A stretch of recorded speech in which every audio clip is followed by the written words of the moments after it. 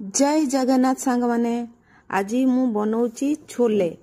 आईटा मो गेस्ट मान बन आईटा आपण मान सहित शेयर कर फास्ट ऑयल देली टिके देली हेंगू पकईदेली हेंगू पर अनियन पकईदेली अनियन टिके फ्राए हो गला बेलू अदा रसुण पेस्ट करके रखी सेटा अदा रसुण पेस्ट भी पकईदेली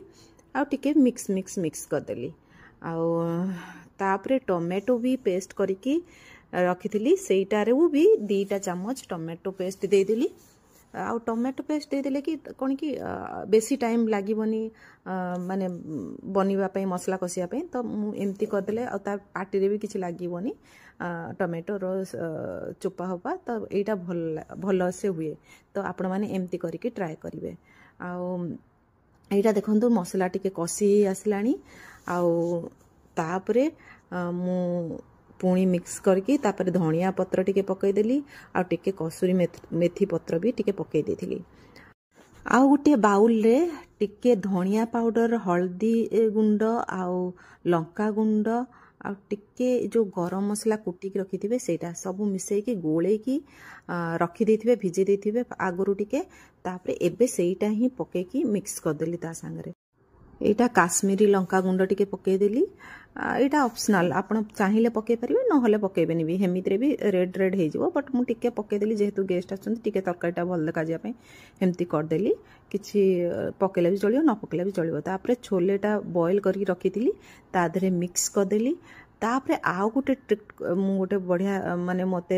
ठीक लगे देखंतु आलू जो बॉयल कर रखी थी आउ सेइथरु टिके काबली चना भी जो बॉयल कर रखी थी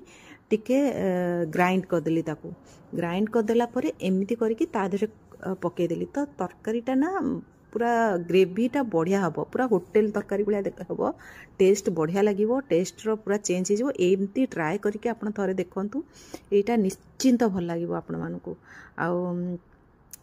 पूरा मसलादार भाया लगे इवन आपड़ जदि बेसी मसला भी पकाना ना जो दिन बिना प्याज रसुण कर दिन भी एमती करंतु नहले एटा सियोर बहुत बढ़िया लगे थे मो कथा अनुसार एमती ट्राए करंतु आ सेपटे टिके पानी गरम करदेली कारण आ देहरे आपण नॉर्मल पानी पकईदेले कौन कि ता टेस्टा पुणी टिके चेंज हो जाए पानी चिया टिके लगे तो टिके गरम पानी करके तापरे पकईदेवे ना तो तरकारीर टेस्ट भी बहुत बढ़िया रहिबो एमती करके मोर आज छोलेटा बनी जाइतिला एमिति भाव में आपण माने ट्राए करंतु आ कहतु केमिति हैला आपणकर छोले मते कमेंट माध्यम रे जणांतु आ वीडियोटी भल लागिले